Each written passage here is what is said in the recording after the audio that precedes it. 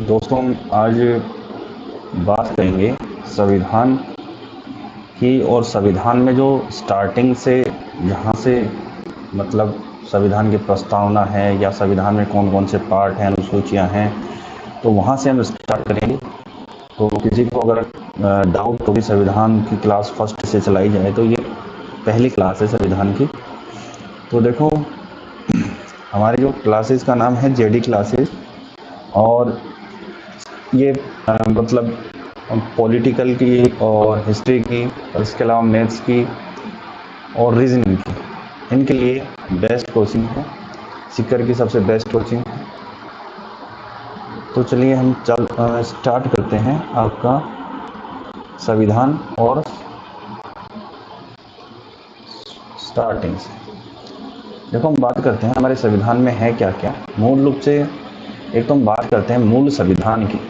हम अगर कभी बात आती है, एक तो आती है मूल संविधान की, जो लागू हुआ 26 जनवरी 1950 को, जैसा कि आप इसमें देख पा रहे हैं। एक संविधान जो अभी आधुनिक संविधान है, वर्तमान संविधान है, जो संशोधन होने के बाद में जो संविधान है वो उसको हम आधुनिक संविधान या वर्तमान संविधान कहते हैं। हम बात करते हैं यहाँ पे प्रस्तावना की। देखो, हमारे मूल संविधान में प्रस्तावना थी या नहीं थी, तो बिल्कुल मूल संविधान में प्रस्तावना थी। और जो प्रस्तावना दी गई वो संविधान सभा की जो तीसरी बैठक है, 13 दिसंबर 1946 को तीसरी बैठक हुई थी, 13 दिसंबर 1946 को।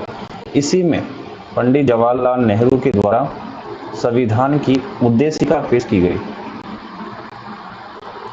उद्देशिका या इसे ही हम बोलते हैं प्रस्तावना, संविधान की प्रस्तावना।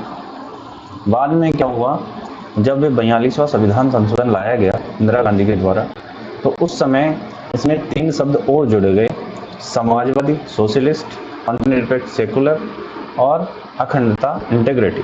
ठीक है, ये 3 शब्द और जोड़े गए हमारे संविधान की प्रस्तावना में 42वें संविधान संशोधन 1976 के द्वारा। जब हम संविधान की प्रस्तावना पढ़ेंगे तो उसमें डिटेल से इसके बारे में चर्चा भी करेंगे। इसके बाद में हम बात करते हैं अनुसूचियों की, शेड्यूल्स की। तो प्रियम्बल तो हो गई, इसके बाद में शेड्यूल्स। तो उस अनुसूचियां हमारे संविधान में मूल रूप से हैं 8 अनुसूचियां हैं। और ये संविधान संशोधन होके प्लस 4 और हो गई हैं, तो टोटल इनकी संख्या हो गई है मूल वर्तमान संविधान में 12। ठीक है, इसके बारे में बात करते हैं हमारे संविधान में भाग कितने हैं, पार्ट्स कितने हैं। तो हमारे संविधान में 22 भाग हैं मूल रूप से। इसके बाद में संशोधन हुए और संशोधन होने के बाद में 3 भाग और जोड़े गए। एक तो भाग 4A, जो आप सब जानते होंगे, एक भाग 9A, 9B। तो 3 भाग और जुड़ गए, तो इनकी संख्या हो गई है टोटल 25। इसके बाद में हम बात करते हैं संविधान की अनुच्छेदों की। तो संविधान में अनुच्छेदों की संख्या है मूल रूप से है वो 395। और ये जो आप पढ़ रहे हो इस साइड में मूल संविधान, यही है संविधान का मूल ढांचा। इसी ढांचे में कोई बदलाव नहीं किया जा सकता। अगर अनुच्छेद 395 मूल संविधान में है, तो जो वर्तमान आधुनिक संविधान है उसमें भी अनुच्छेद 395 ही है। लेकिन क्या हुआ है, यहाँ इनके जो उप अनुच्छेद वो बना दिए गए हैं। ठीक है, तो उप अनुच्छेद जोड़ने पर जो अनुच्छेदों की टोटल संख्या है वो 470 प्लस। ठीक है, इसके बाद में हमारे संविधान संशोधन हुए हैं। और संविधान संशोधन मूल संविधान में तो 26 जनवरी 1950 को लागू हुआ, उस समय एक भी संशोधन नहीं किया गया। इसके बाद में जो पहला संशोधन हुआ 1951 में, फर्स्ट अमेंडमेंट एक्ट। ठीक है, फर्स्ट कॉन्स्टिट्यूशन अमेंडमेंट एक्ट 1951। और उसके बाद में आज तक लगभग 105 प्लस हो गए। ठीक है, तो जो भी होगा अभी संविधान संशोधन वो इसमें प्लस होता चला जाएगा। तो ये हमारे संविधान का बेसिक स्ट्रक्चर है कि हमारे संविधान में प्रियम्बल है, शेड्यूल्स हैं, पार्ट्स हैं, जो आपका आर्टिकल्स हैं, और कॉन्स्टिट्यूशन अमेंडमेंट एक्ट है। तो ऐसे करके हमारे संविधान का ये पहला पार्ट यहाँ होता है। इसके बाद में बात करते हैं संविधान की प्रस्तावना की। तो देखो इसके बाद में आती है जो संविधान की प्रस्तावना थी, क्योंकि हमने जैसे ही इस भाग में पढ़ा था कि संविधान की पहली जो चीज़ हमने यहाँ पढ़ी है वो पढ़ी है प्रस्तावना। तो हम पहले प्रस्तावना के ऊपर ही विचार करते हैं। तो चलिए प्रस्तावना पे चलते हैं। तो हमारे संविधान की प्रस्तावना या उद्देशिका, प्रस्तावना को उद्देशिका भी कहा जाता है। जैसा कि आपने अगर थोड़ी बढ़िया लेवल की एग्ज़ाम दी है तो उसमें एक शब्द और आता है, वो आता है आमुख, जिसका मैंने यहाँ जिक्र भी कर रखा है। यहाँ जिक्र कर रखा है कि प्रस्तावना को आमुख भी कहा जाता है। प्रियम्बल, प्रस्तावना, उद्देशिका या आमुख। बेसिकली सब जानते हैं कि हम भारत के लोग, हमने पढ़ रखा है ये प्रस्तावना की पहली लाइन है कि भारत को संप्रभु, संपन्न, समाजवादी, पंथनिरपेक्ष, लोकतांत्रिक गणराज्य बनाने के लिए क्या है, कर्तव्यबद्ध है। तो जो संविधान के अंदर कौन कौन से मूल शब्द हैं, क्या क्या हैं, तो प्रस्तावना का जो विचार है, पहला जो क्वेश्चन बनता है आपका ये बनता है कि प्रस्तावना का विचार कहाँ से लिया गया है। तो हमने प्रस्तावना का जो विचार है वो लिया है अमेरिका से। हमने प्रस्तावना का विचार लिया है अमेरिका से, अमेरिका के संविधान से। एक होती है प्रस्तावना की भाषा, लैंग्वेज। तो ये भाषा हमने ली है ऑस्ट्रेलिया से, ऑस्ट्रेलिया। देखो प्रस्तावना की भाषा हमने कहाँ से ली है, ऑस्ट्रेलिया से। इसके बाद में हम बात करते हैं प्रस्तावना को और क्या कहा जाता है, तो आमुख कहा जाता है। ये इम्पोर्टेंट क्वेश्चन है, बहुत रेयर क्वेश्चन है, ठीक है, बहुत ही रेयर क्वेश्चन है बट इम्पोर्टेंट क्वेश्चन है। देखो संविधान में प्रस्तावना को महत्वपूर्ण भाग माना गया है, इससे अलग नहीं माना गया है। ये प्रस्तावना है, संविधान का ही भाग माना गया है। हमने केशवानंद भारती केस का नाम जरूर सुना होगा, और उसी के द्वारा मूल ढांचे का सिद्धांत आया। लेकिन मूल ढांचे का जो सिद्धांत दिया गया वो मिनर्वा मिल्स मामले में दिया गया था। हम बाकी आगे पढ़ेंगे मिनर्वा मिल्स मामला। इसके बाद में हाँ, हमारी मूल संविधान जो प्रस्तावना है वो किन किन मूल्यों को प्रदर्शित करती है। तो हमारा जो प्रस्तावना है ये तो राजनीतिक मूल्यों को, धार्मिक और नैतिक मूल्यों को प्रदर्शित करती है, और इसी को ही हम कहते हैं प्रस्तावना का आधार स्तंभ। राजनीतिक, धार्मिक और नैतिक मूल्यों को कहते हैं प्रस्तावना का आधार स्तंभ। इसके अलावा प्रस्तावना का जो स्वरूप है वो विधिक स्वरूप है, ठीक है। तो प्रस्तावना को कभी लागू नहीं किया जा सकता है, ये बात लिखी गई, ठीक है। तो ये हो गया, हमने प्रस्तावना के बारे में कुछ चीज़ें जानी हैं। इसके बाद में और भी कुछ चीज़ें हैं प्रस्तावना के बारे में। इधर देख, प्रस्तावना ही संविधान की भावनाओं और आकांक्षाओं को प्रदर्शित करती है। ये क्वेश्चन बना है एक बार बीपीएससी। इसके अलावा संविधान यह घोषणा करता है कि इसे भारत के लोगों के द्वारा, ये आपको संविधान की प्रस्तावना में मिलेगा लास्ट में, इसे अंगीकृत, अधिकृत और आत्मार्पित किया गया है, ठीक है। इसको भारत के लोगों के द्वारा अंगीकृत, अधिकृत और आत्मार्पित किया गया है। ध्यान में रखना, ये लाइन इंपॉर्टेंट है। ये जो आपके संविधान की प्रस्तावना है उसके अंतिम लाइन में। इसकी प्रकृति, तो संविधान की जो प्रस्तावना है इसकी प्रकृति है न्याय योग्य, ठीक है। ये न्याय योग्य है इसकी प्रकृति।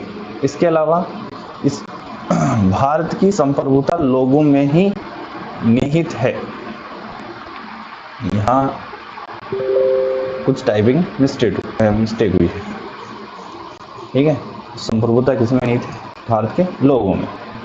इसके अलावा संविधान की प्रस्तावना को एक शब्द और कहा गया है, परिचय पत्र, और ये कहा है जस्टिस एन पालकीवाला ने, ठीक है। एन पालकीवाला ने कहा है संविधान की प्रस्तावना को परिचय पत्र कहा है। संविधान का परिचय पत्र, क्योंकि शुरुआत में यही होता है जो संविधान के बारे में हमें बताता है कि इसमें न्याय है 3 प्रकार के, राजनीतिक, सामाजिक और आर्थिक। और इसके अलावा इसमें स्वतंत्रता है, समानता है, बंधुता है, अखंडता है, व्यक्ति की गरिमा है, ऐसी चीज़ें।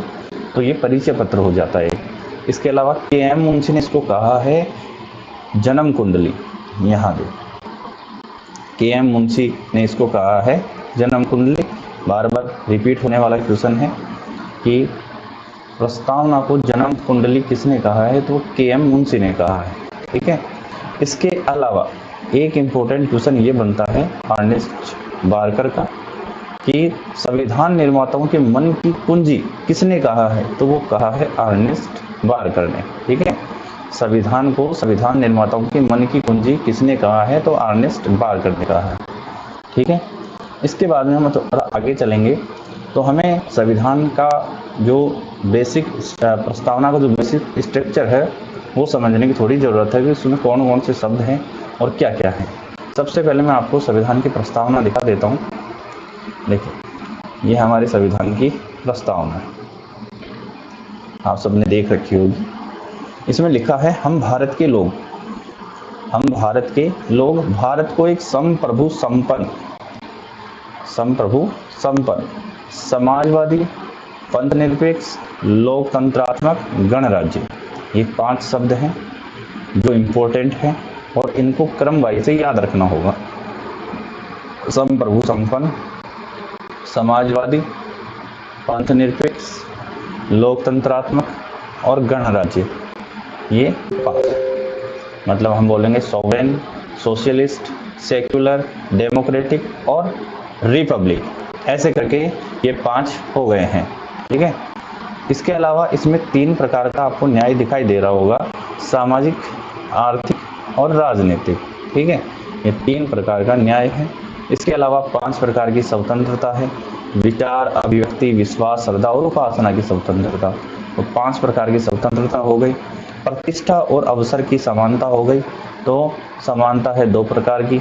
इसके अलावा व्यक्ति की गरिमा, राष्ट्र की एकता और अखंडता, बंधुता, ये सारे शब्द इसके अंदर हैं। और इसके बारे में लिखा गया है कि हमारा जो संविधान है उसमें तारीख दे रखी है कि 26 नवंबर 1949 मिति मार्गशीर्ष, ये जो हमारे हिंदू पंचांग के अनुसार है, मिति मार्गशीर्ष शुक्ल सप्तमी संवत 2006। ठीक है, तो विक्रम संवत 2006 के अनुसार ये 26 नवंबर 1949 को लागू हुआ और इसे अंगीकृत, अधिनियमित और आत्मार्पित किया गया है। तो ये हमारे संविधान की प्रस्तावना है। अब इसको याद कैसे करना है, ये शब्द याद कैसे होंगे, अगर क्रम वाइज से, वहाँ ऐसे होता है कि क्रम वाइज से याद नहीं होते हैं और हमें एग्जाम में इनको क्रम वाइज से पूछते हैं। तो देखो इधर यहाँ है SOSOSDR, एक छोटी सी ट्रिक है, इसके माध्यम से हम इसको याद करेंगे। SOSOSDR, तो पहला जो SO है वो है सोवरेन, मतलब संप्रभु संपन्न, भारत में अपने आप में संपन्न है, इस पर किसी अन्य राज्य का दबाव नहीं है।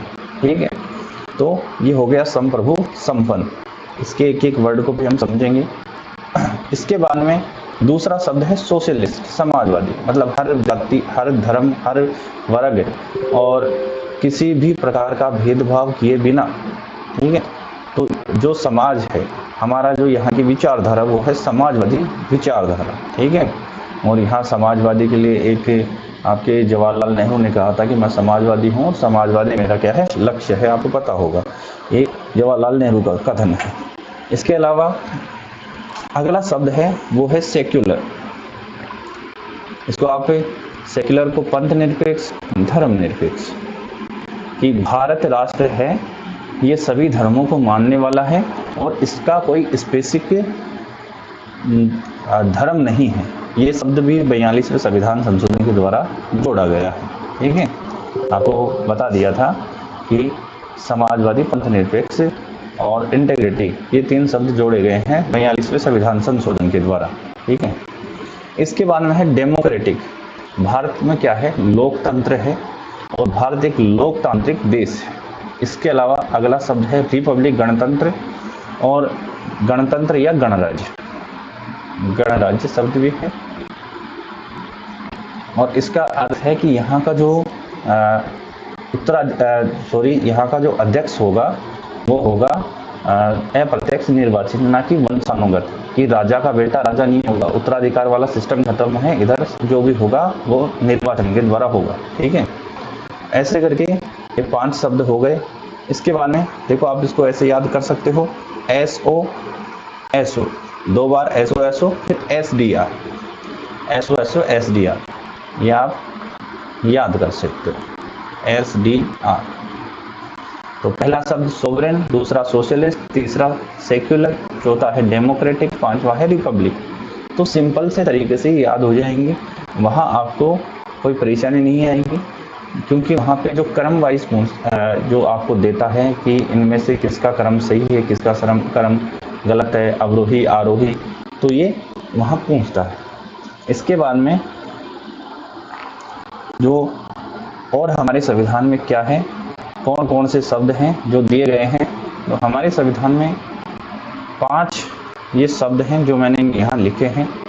एक तो है देखो, एक छोटी सी ट्रिक है, जलेफी। यहाँ मैं एक बार इसे स्पेसिफाई कर देता हूँ। जलेबी को तो याद कर सकते होंगे, तो ये है जलेफी, ठीक है। और जलेफी को जे ले और फी, देखो इधर लिखा हुआ है जलेफी, और इसको ऐसे लिख दिया है मैंने। तो जे फॉर जस्टिस, ठीक है, मतलब न्याय। और न्याय भी कितने प्रकार का, 3 प्रकार का न्याय, राजनीतिक, सामाजिक और आर्थिक, ठीक है। 3 प्रकार का न्याय हो गया, राजनीतिक न्याय, सामाजिक का न्याय और आर्थिक न्याय। इसके अलावा यहाँ हो गई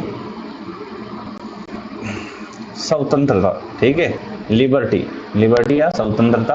तो ये 5 प्रकार की स्वतंत्रता हो गई, विचार, अभिव्यक्ति, विश्वास, धर्म और उपासना। ये 5 तरह की हमारी स्वतंत्रता है, ध्यान में रखना। इसके अलावा समानता है, वो 2 प्रकार की है। समानता कह सकते हो, समता कह सकते हो। प्रतिष्ठा और अवसर की समता या समानता, इक्वलिटी, ठीक है। प्रतिष्ठा और अवसर की समानता या इक्वलिटी, इसको हम बोल सकते हैं। इसके बाद में अगला जो शब्द है वो है बंधुता, ठीक है, एकता या बंधुता, जिसको हम कह सकते हैं फर्टेनिटी, ठीक है, फर्टेनिटी, बंधुता, कि हम सब एक हैं।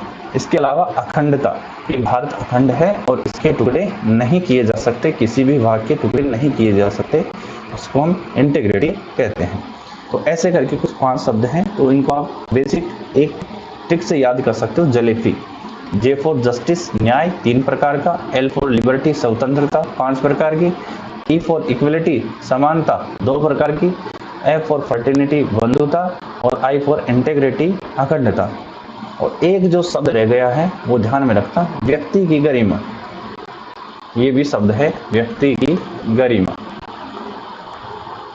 हमारे संविधान की प्रस्तावना में। ऐसे करके ये 5 जो वर्ड हैं जिनके आधार पर आप याद कर सकते हो बड़ा संविधान की पूरी प्रस्तावना, ठीक है। इसके बाद में हम बात करते हैं, ये देखो संविधान की प्रस्तावना यहाँ आ गई है, और इसमें लिखा है, हम भारत के लोग भारत को एक संप्रभु, संपन्न, समाजवादी, पंथ निरपेक्ष, लोकतंत्रात्मक गणराज्य बनाने के लिए तथा उसके समस्त नागरिकों को कौन से अधिकार देने के लिए, तो सामाजिक, आर्थिक और राजनीतिक न्याय, रूस की क्रांति से लिया गया है, सबको पता है। इसके अलावा विचार, अभिव्यक्ति, विश्वास, श्रद्धा और उपासना, ये 5 प्रकार की स्वतंत्रता है जो अभी मैंने बताई है। इसके अलावा प्रतिष्ठा, अवसर की समानता है, और इसके अलावा व्यक्ति की गरिमा, अभी बताया मैंने, व्यक्ति की गरिमा एक शब्द, ये अलग। इसके अलावा राष्ट्र की एकता व अखंडता, और यहाँ है बंधुता। तो ये शब्द हैं जिनको हम याद कर सकते हैं। ये हमारे संविधान की प्रस्तावना है। अब प्रस्तावना के अलावा हमारे संविधान को संविधान का भाग माने या ना माने, इसके लिए कुछ प्रस्तावना से संबंधित कुछ मामले हैं, ठीक है, जिनको मैंने यहाँ पे लिखा है। देखो,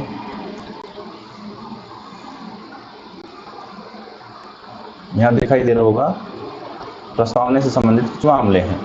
तो पहला जो मामला है वो है बम्बई राज्य बनाम भारत संघ मामला। तो आपको पहला ये जो क्वेश्चन बनता है वो ऐसे बनता है कि संविधान को किस केस के द्वारा या किस मामले के द्वारा संविधान प्रस्तावना को संविधान का भाग माना गया। तो पहली बार जो संविधान में प्रस्तावना को भाग माना गया था वो था बम्बई राज्य बनाम भारत संघ मामला, ठीक है। इसके बाद में अगला जो केस होता है वो होता है बेरूबारी मामला। सब जानते हो, ये हमारे पश्चिम बंगाल में है, जलाईगुड़ी जिला है।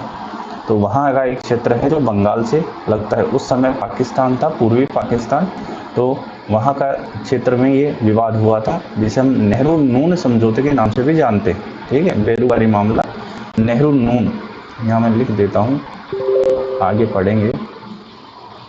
नेहरू नून मतलब इधर से हमारे पंडित नेहरू थे, उधर से फिरोज शाह नून थे, दोनों के बीच समझौता हुआ, तो उसको हम नेहरू नून समझौता कहते हैं। इसी के द्वारा सुप्रीम कोर्ट ने पहली बार कहा था कि संविधान का भाग नहीं है प्रस्तावना। ठीक है, संविधान का भाग नहीं है प्रस्तावना। अगर आपको ये बेरूबारी क्षेत्र बांग्लादेश या पूर्वी पाकिस्तान को सौंपना है, तो आप इस संवैधानिक प्रक्रिया का, जो संविधान संशोधन की प्रक्रिया है आर्टिकल 368 में, उसका इस्तेमाल करके आप संविधान संशोधन कर सकते हो। बाकी प्रस्तावना संविधान का भाग नहीं है। इसके बाद में एक मामला आया जिसे हम कहते हैं शंकरी प्रसाद बनाम भारत संघ मामला 1951। देखो, आपको जो ये प्रस्तावना से संबंधित कुछ मामले हैं, इनका क्रम पूछेगा। जहाँ मैंने लिखवाया है, तो सबसे पहला मामला शंकरी प्रसाद बनाम भारत संघ मामला 1951।